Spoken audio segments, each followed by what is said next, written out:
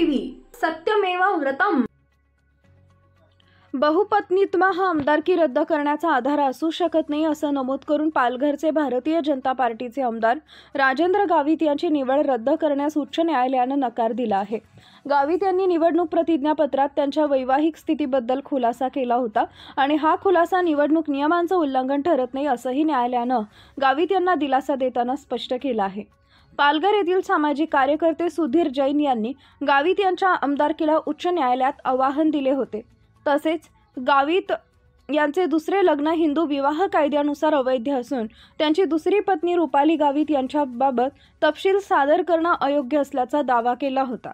तथापि निवडणूक प्रतिज्ञापत्रात आपण वैवाहिक स्थितीबद्दल दिलेली माहिती ऐच्छिक आणि सत्य होती असा प्रतिदावा गावित यांनी याचिका फेटाळण्याची मागणी करताना केला होता।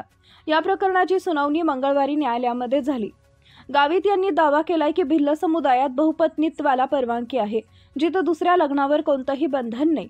खंडपीठानं म्हटलं की अशा खुलाशामुळे निवडणूक नियमांचं उल्लंघन कसं होतं याबद्दल याचिकेत कोणताही युक्तिवाद नाही। त्यांनी असंही न्यायालयासमोर मांडलं की उमेदवारांना अशी दोन्ही पत्नी संदर्भातील ऐच्छिक माहिती देण्यावर कोणताही कायदेशीर प्रतिबंध नाही। विशेषतः जेव्हा बहुपत्नीत्वाला परवानगी देणाऱ्या आदिवासी प्रथेत तशी पद्धत असेल तर आक्षेप घेण्याचा काही प्रश्नच येत नाही।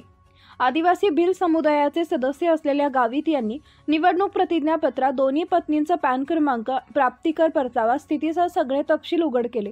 शिवाय बहुपत्नीत्वाला परवानगी असलेल्या विशिष्ट धर्माच्या उमेदवारांचं एकापेक्षा अधिक विवाह झाल्याची प्रकरणे असल्याचं न्यायमूर्ती संदीप मारणे यांच्या एकलपीठानं गावित यांच्या निवडणुकीला आव्हान देणारी याचिका फेटाळताना प्रामुख्यानं नमूद केले। माहितीचा खरा आणि प्रामाणिक खुलासा करण्यासाठी नामांकन अर्जात आणखी एक रकाना जोडण्यास परवानगी नसल्याचा याचिकाकर्त्यांचा दावा मान्य केला। तर बहुपत्नीत्व असलेले उमेदवार कधी कोणतीही निवडणूक लढवू शकणार नाहीत, तसेच निवडणुकीला आव्हान देण्याचे हे कारण असू शकत नाही असंही एकलपीठानं स्पष्ट केलं।